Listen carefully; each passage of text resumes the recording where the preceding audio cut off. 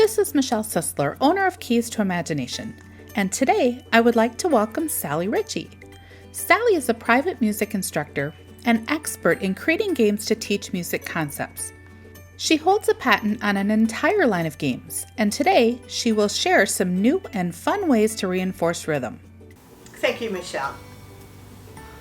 Question: how many beats does a quarter rest get? Answer: nothing. How many times have we heard something like that? As piano and music teachers, we're constantly battling rhythm. I think in my almost 50 years of teaching, I have counted myself through unending amounts of lessons. And in fact, I was sure my tombstone would say, "Here lies devoted piano teacher Sally Ritchie. She counted herself to death, bless her soul." And in order to avoid that epitaph, I have done a lot of searching for ways to teach rhythm so I don't have to sit and count forever. And I've come up with several steps that have been a great help to me. One of the first ones is have the students write in some of the counting themselves. I got a transfer student a few years ago who was playing at an intermediate level, but he had absolutely no rhythm. So I asked him to count it, and he said, "Well, I don't know how." And so I said, "Okay, how about writing in the counting first, and then I'll help you." But he had no clue. And yet there was counting written all over his books. It had been done by his teacher in a very good effort to help him with rhythm. She obviously had been trying, but he had no clue how to do it himself. So even right from the beginning, have those students write in counting right from the start. They understand it better, and they have a much better chance of performing it. Just because they can write it in, of course, doesn't mean they can actually play it right. So I've found a few other steps that helped as well. We take the rhythms of their songs after they have written it in. We take the rhythms away from the music. We just plain clap it. We take different sections of their songs out and clap the rhythms so that they don't have to concentrate on note names while they're doing it. And that was a great deal of help as well. But I take it even farther than that. I not only want them to know how to play the rhythms in their music, I want them to be able to play any rhythms and figure out any rhythms by themselves. So we do a lot of away from the music kind of work. One thing that I really like to be sure to do is that when we're working on rhythms and not in their music, I like to have them use rhythm instruments other than the ones they normally play on. So possibly rhythm instruments, or like, for instance, I like a game called Telephone by TCW Resources. In this game, a teacher makes believe she's on a phone and she dials up a student by calling the rhythm that's on their card. They have to, when they recognize their rhythm, they have to call it back to her and answer on the next beat one. I like to take out my children's set of chimes, handbells, and let them do that on there. They sound like more like telephones. They love it. They get to play with something they don't normally play with, and it's all rhythm. A big win. I like to do things like a trash can band.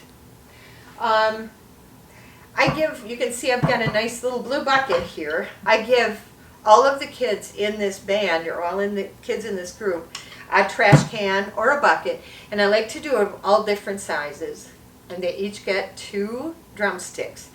Word of warning, this is a loud game. Be prepared. Now what I do is I use Rhythm Riot cards just because I have them. They just have rhythms on them. And I give them 2 cards so they have a 2-measure rhythm. You obviously could just write rhythms on a sheet of paper, or you could use some other rhythm cards. But the idea would be that each player has a short rhythm to perform.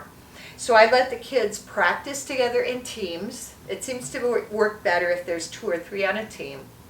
And so they all get a little practice time, and then we start the band. I usually get to be the keeper of the beat, and I get a bigger drum and I'm loud. When we start, I'll start out and counting. Everybody has to count with me. And so we're all counting 1, 2, 3, 4, and we keep the beat going steady. When I nod to a group, they have to come in on the next beat 1. And they have to stay in, keeping doing their 2-measure rhythm over and over until I nod them out.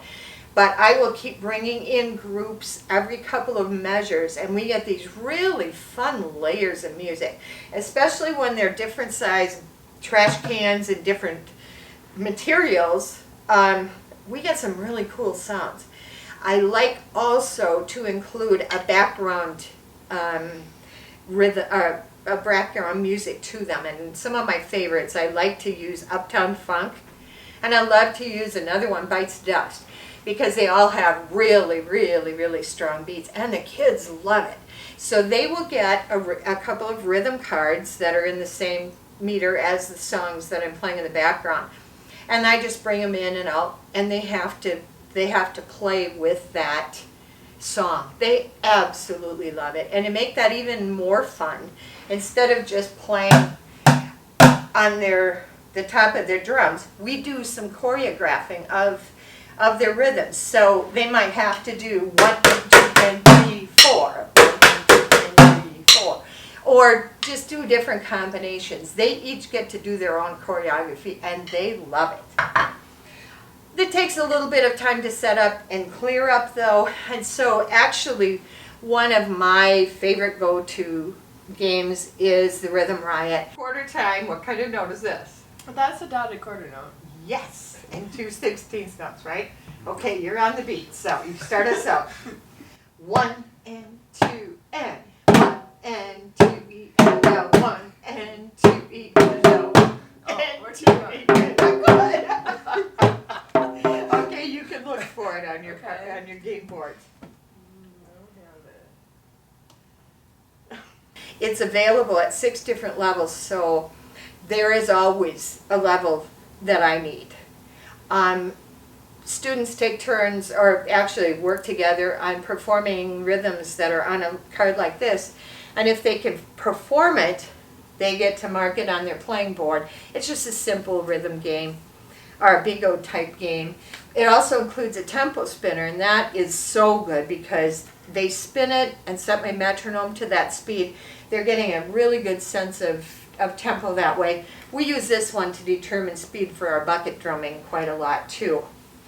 One thing I've just found is that if we can isolate rhythm from any of the other aspects of music and just take care of it, make it easy and make it fun for the kids, their music is going to be much stronger, more independent. They're going to learn their songs better. They have fun doing it. We have fun with the results. Another win-win. Thanks, Sally, for sharing these ideas for helping students with rhythm. Order Rhythm Riot and subscribe to our newsletter for exclusive content, specials, and webinars at keystoimagination.com.